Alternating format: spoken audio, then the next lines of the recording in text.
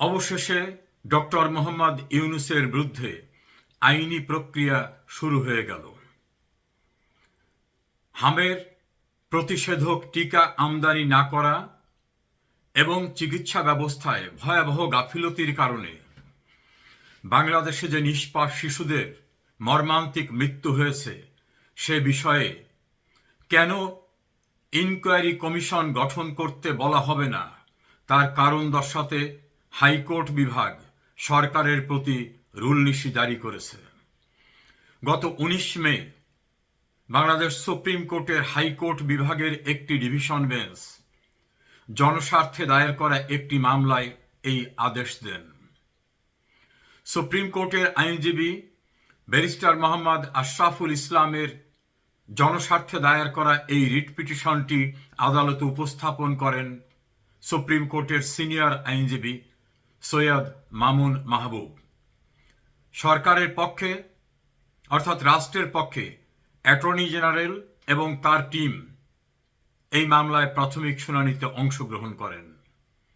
শুনানি শেষে বিচারপতি রাজিক আল জলিলের নেতৃত্বে গঠিত ডিভিশন বেঞ্চ সরকারকে কারণ দর্শানোর জন্য রুলনীতি জারি করেছেন যে কেন ডক্টর ইউনূসের টিকা আমদানিতে গাফিলতি, হামে প্রতিষেধক ব্যবস্থা গ্রহণে গাফিলতি এবং এই শিশু মৃত্যুর জন্য তার দায় দায়িত্ব নিরূপণে ইনকোয়ারি কমিশন অ্যাক্ট অনুযায়ী কেন ইনকোয়ারি কমিটি গঠন করতে নির্দেশ দেওয়া হবে না তার কারণ দর্শাতে হবে।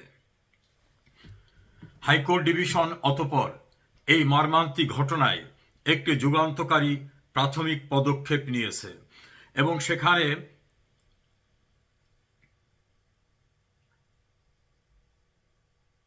আগামী 4 সপ্তাহের মধ্যে অর্থাৎ 19 মে হাইকোর্টের এই আদেশের কপি যথাযথভাবে পৌঁছানোর পরে 4 সপ্তাহের ভিতরে সরকারকে কারণ দর্শাতে বলা হয়েছে।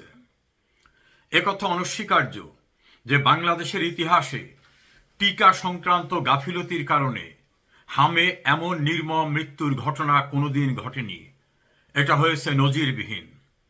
বাংলাদেশে অপরিচিত, অজ্ঞাত, সারা দুনিয়া কাঁপানো করোনা ভাইরাস প্রতিষেধকের জন্য, প্রতিরোধ করার জন্য তৎকালীন প্রধানমন্ত্রী করোনার ঔষধ উৎপাদন হওয়ার পূর্বেই প্রস্তুতি নিয়েছিলেন এবং যারা গবেষণায় রত ছিলেন ঔষধ উৎপাদনের তাদেরকে আগাম বুকিং দিয়ে রেখেছিলেন।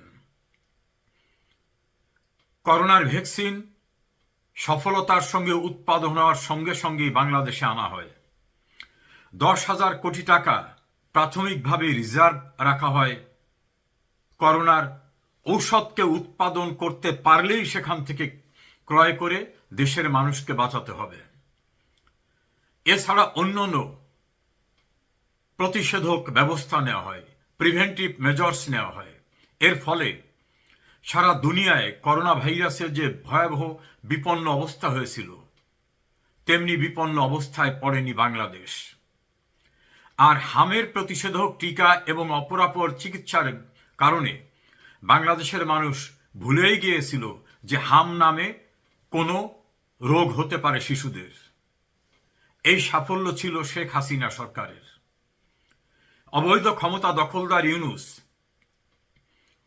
তার স্বল্প সময়ের শাসনে প্রায় 3,00,000 কোটি টাকা বৈদেশিক ঋণ করে দেশের কোনো মেগা প্রকল্পে সেই টাকা ব্যবহার করেনি, নতুন কোনো প্রকল্প নেয়নি, কিন্তু এই টাকা নষ্ট করেছে, অনেকের অভিযোগ আত্মসাৎ করেছে।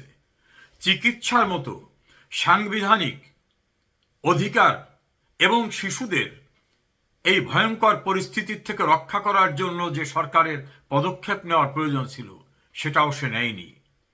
যদিও ম্যাজিস্ট্রেট আদালতে একজন সংসদ সদস্য এবং জনস্বার্থে আর একজনের দায়ের করা ফৌজদারি মামলা প্রাথমিকভাবে খারিজ করা হয়েছে, কিন্তু সেটাই শেষ নয়। ইউনূসের বিরুদ্ধে তদন্ত হবে এবং তিনি এবং তার স্বাস্থ্য উপদেষ্টা নূরজাহান বা অন্য যারা জড়িত তারা পরিত্রাণ পাবেন না। সংশ্লিষ্ট মহলের আশাবাদ ডক্টর ইউনূসের হাজারো অপরাধ এবং দুর্নীতির একটি গুরুত্বপূর্ণ ছিল তিনি ভোগবিলাসে, দুর্নীতিতে, নিজের স্বার্থে ব্যস্ত থাকা অবস্থায় নিষ্পাপ শিশুদের নির্মম মৃত্যুর দিকে ঠেলে দেওয়া, যা কার্যত তাদেরকে হত্যা করার শামিল এই অপরাধটি। হাইকোর্ট বিভাগ যথাযথ ব্যবস্থা নিয়েছে।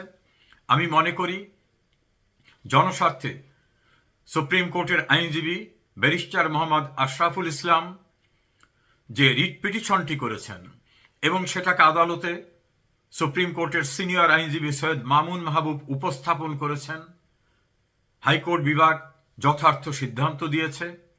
আমরা প্রত্যাশা করব ইউনূসের এই শিশু মৃত্যু হামের প্রতিষেধক ব্যবস্থা গ্রহণ না করা, গাফিলতি সহ ক্রমান্বয়ে একের পর এক তার দুর্নীতি, অনিয়ম, ক্ষমতা দখল, সংবিধান ভঙ্গের বিচার হবে। সেদিন খুব দূরে না। মনে রাখতে হবে, অপরাধ কখনো তামাদি হয় না। ইউনূস আইনের ঊর্ধ্বে না। বাংলাদেশের সর্বোচ্চ আইন সংবিধান, সেখানে বলা হয়েছে কেউই এই আইনের ঊর্ধ্বে না, এবং আইনের আওতায় ইউনূস সহ যারা অপরাধী তাদের আসতেই হবে।